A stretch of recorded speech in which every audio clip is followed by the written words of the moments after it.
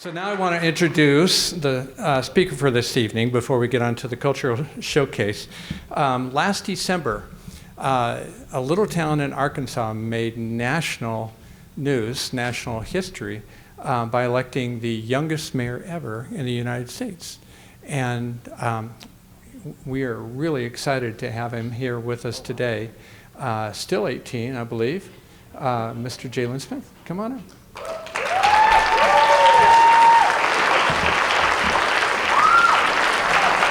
It's going to be tall enough.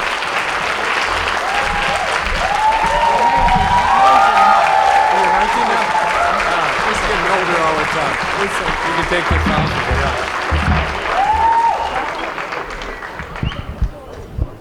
He got older. I would like to say greetings, everyone. Greetings. Sound like I had a long day today. All right. But I'm not going to be before you all long today at all. My speech is going to be basically about how I got where I am. And pretty much I've said this on different news meetings, but you probably haven't had it in person yet. So I want to kind of tell you about that. But again, thank you all so much for having me here today. It's just been so busy. But anyway, when I was growing up as a younger teenager from the ages of 5 through 10, I always had a commitment of serving senior citizens. I don't call them old people. I call them senior citizens. I was determined, motivated, and committed of serving them. And when I was doing it at the time, my dream was to become an Arkansas State Trooper. Politics never crossed my mind at all. It never crossed my mind because it was something that I didn't want to go into. But when I got to high school, it was two young individuals, two young men approached me to join an organization called Student Government in high school. Now, I asked them, what is this? What is this organization? What am I doing? And so I went home within the same day. I looked myself in the mirror and I asked myself, do I believe within me? Because how can I want other people to believe in me and I don't believe within my own self? And so shortly after that, I went in my room, got on my knees, and I prayed and asked God to guide me in the direction He wants me to go next. And happily the next day, I joined the organization. We got so involved within our community and the school district. So I was an advocate for a student with learning disabilities. My colleague was advocates for the betterment of the school, education, and we did the community as well. But my particular point was advocating for a student with learning disabilities. Now, when I got to the 9th grade, that's when our organization really got involved in the school district. We got involved in our community because we knew that it was better. There were opportunities greater than us. We just had to find them. And when I got involved in this organization, I had to change my mindset of thinking. And so this organization made me want to be like a mayor. It made me want to get in government. That's when I woke up to realize I think I found my purpose in what I'm in. And so in order for me to go in those areas, I had to dress where I wanted to go. So since 9th grade, this suit I have on has been going on since 9th grade. It just came on 7 days a week now. And this is a new suit too, so, but anyway. But I had the mindset of dressing where I wanted to go. And I was an advocate for a student with learning disabilities, and at this particular point, I was a student with a learning disability. And so I had to be the role model of the other ones, not only in Earl, but in the state of Arkansas that had hope to do something else. Now, people told them that they couldn't do it. Educators knew that they could do it, but they wouldn't allow them to do what they were meant to do. Now, I see a learning disability as a delay, but never denied. And so I knew that I can do anything any other person can do, but it'll take me a little longer to achieve what I want to achieve, but I will get there. But I will always use this example to young people to encourage them to give them some hope that they can do what they want to do. When we're born as a baby and we first start walking, we're not going to get up and start walking as perfect than we thought we was. But we continue to try until we get it. And that's how I think about life and anything we're trying to achieve. But moving forward, after that, I started attending city council meetings, quorum court meetings, state legislative meetings. Any meeting that was open to the public, I was there, and my colleagues were there. I didn't say not 2 words. I let the suits talk for me. Because they were shocked to see a young person in the room to learn different things that were going over. Now, with being in student government and city government, it ran just the same. Our meeting ran just the exact same way. And so later on down the line, me and my colleagues had a roundtable conversation about what we wanted to do next after we graduated high school. I said I want to be mayor, governor, president, DA, judge, the whole 9 yards I wanted to do. But in particular, I want to make an impact in my community before I left. And so what motivated me the most to run for public office is that I got tired of students leaving Earl, Arkansas to go somewhere else to be great. But when they come back to Earl, we complain. And we say, why does Earl, Arkansas look like this? Well, our community will always look the way it looks if we don't go back and make a difference and pour back into the communities we come from. But that's what motivated me the most to run for public office. Now, going to my senior year in high school, this is a year that I almost got expelled in high school because I sent over 260 emails to our superintendent about different things that I want that could be done in the community. Okay. Now, at this time, our school was in state takeover. We're still in state takeover. So the state of Arkansas offered me a full ride scholarship to any college I wanted to go to in the state of Arkansas. I didn't take it. I didn't take it because I knew what my community needed, and that was a voice. They couldn't be stopped. And so when I got done with that, I said, I'm going to run for mayor. I didn't even tell my mom that I was running for mayor. I just done it. So I was 17 years old when I announced my campaign. I wasn't even legal to vote yet. So when I announced my campaign at 17 years old, I had people in my community that took me as a joke, which I knew they were, because they always say, well, what was I doing at 18? I said, I'm not sure. But I said, I want to change the world at 18. That's what I want to do. But when I knew my community was going to take me for a joke, I had to move around. I had to network. I had to use my networking skills. So I shadowed pretty much, not every mayor in the state of Arkansas, but most of the mayors in the state of Arkansas. Not only in the state, but in different states like Kentucky, Mississippi, New Jersey, all those different other places. I shadowed those mayors to see what was the day-to-day experience and what was the day-to-day operation they go through on a day-to-day basis. And when I done that, the community woke up and said, well, this young boy owns something. Now, I had a lot of people tell me that I was too young. I just graduated high school. I didn't know anything. But I didn't allow what people had told me negatively to define who I was trying to become at 18. Yeah. I didn't allow that time because I know people will talk about you doing something good if you're doing something bad. But people look at me crazy when I say this. But I'm grateful for the people that are positive to me. But I'm even more grateful to the ones that are negative to me because they're not doing anything but making me stronger. Yeah, that's what they're doing. And so when I ran my campaign, so I was 17, I was in high school, college, had a part-time job, and run the campaign all at one time. So when I ran my campaign, I didn't run a campaign for the people I knew I had. I ran the campaign for the people I knew I didn't have. And I bought literature and science for the people I know I didn't have. Because there wasn't no point buying the science and stuff for people I knew I had. And so when I bought those signs for those people, they were so frustrated they didn't know what to do. Because I promise you, everywhere they stayed, there was my sign. But when I couldn't get to the people I knew I couldn't get to, I sent their children, their grandchildren to them for me. That was the easy way of trying to convince them now. I got most of them, but I didn't get all of them because I knew that a lot of them just wasn't going to change. And so I ran on public safety, economic development, infrastructure. Those were my main 3 principles, but I ran my campaign in a more specific way because everybody run a campaign on public safety, economic development, infrastructure. And so I told my constituents, I want to run on public safety, beautification, abandoned houses, new houses, public transportation, grocery store, water and sewer system, and streets, and new housing. I don't know if I said that. But I told them that what I wanted to do, because those are the issues that we were facing.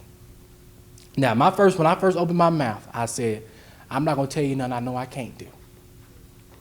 I said, because I'm not. I mean, I can't do it. I'm not the man above. I can't do that. But I want to tell you some things I want to work on to achieve to make our community great. And I said, okay. I had most of my conversations with our senior citizens. And those conversations probably range from an hour to 3 hours max. Because the main thing about leadership is just listening. Even though we know the solutions that we're in, the only thing they want you to do is listen. And I'd be like, okay, I will do everything I can to try my best to put forward your concern to make this community great. Now, when I ran against 4 people in my campaign, including me, it was 5, so these people were very older than me. I ran against a guy that he's the most popular person in the community, and he's a family friend to my family. He worked for the city over 40 plus years. And people ask me, what can you do in 4 years? I said, what can I do in 4 years that they haven't done in 40? And number one, I said inclusion. That's the number one thing. Inclusion. Because I knew that changes wasn't going to happen overnight, but I wanted it to happen so bad. But it just couldn't happen, so I had to go back. Because I'm very impatient with changes, but I've learned through my time in office that change won't happen overnight. But if you're showing the community action and result, that's the only thing that matters. Showing that you're trying to do things. Because I had people tell me it was impossible, but I made it possible. I didn't make it possible, God made it possible. Because I feel like people told me to run for city council. Now, it's good, but I wasn't designed to run for city council. I want to be the person at the table to suggest the ideas and bring the ideas to the table. Now, since I've been in office, I've had a whole lot of people that's very intimidated by me. Very intimidated. I've been told that I was going to get impeached probably here in the last 2 weeks and different things, the simple of the matter is because I'm bringing the ideas to the table, educating people that things that I should already been in place. But if some people are afraid of the changes to grow the community. When I took office, I said, it's not about me. It's about serving the people of my community to help make them reach their full potential. And in the community, their full transformation. That's the only thing that really matters. But what pretty much got me in office is I read this particular verse, Habakkuk 2:2. I wrote the vision, I made it plain. Even though I know it's going to tarry, but I knew it's going to come at an appointed time. That didn't mean that it was going to be easy. I knew that I was going to have challenges, obstacles, and distractions. But again, I'm grateful for those challenges, obstacles, and distractions, because it don't do nothing but keep me sharp. A lot of times when we go through things, we don't understand what we're going through till later. And I've learned and experienced so much that I'd rather go through something, go through the struggle, than not go through anything. Like leading my community, I'm leading a community that's a 40-year problem. But I'd rather go through the struggle than do anything to transform it. And the main thing is involving the youth. Because a lot of people, again, are intimidated by the youth in my community. But it's not to shame them out. It's just to put us to work. Because have you heard of the saying, young people are for war and older people for counseling? And I use that phrase a lot because people don't understand what position. It's not you putting yourself in the position, it's the man above putting you in the position to transform it. And a lot of people get intimidated because you know the law, you know this, you know that, and I haven't even been to a four-year college yet, but I know the law and different things like that.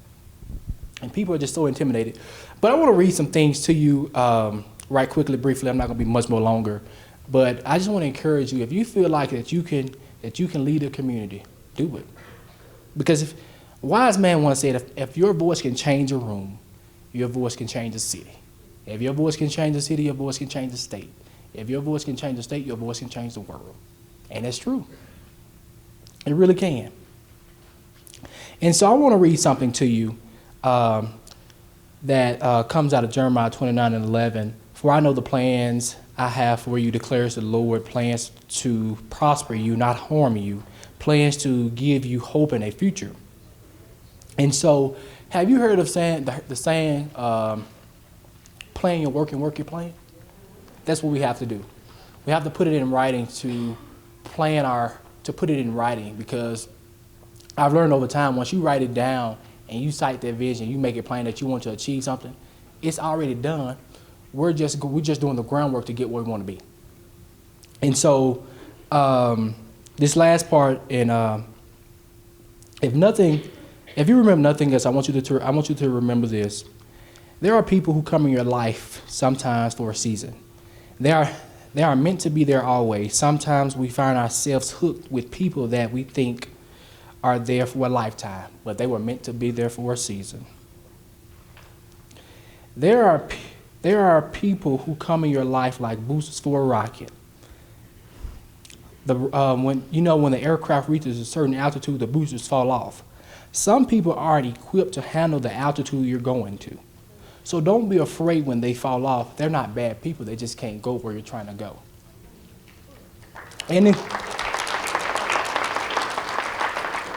in closing, I always remember to keep God first in everything you do. I found out that nothing in life is worthwhile unless you take risk. Nothing. I always refer to these Bible verses, Habakkuk 2:2, write the vision, make it plain. Proverbs 18:16, your gift will make room for you.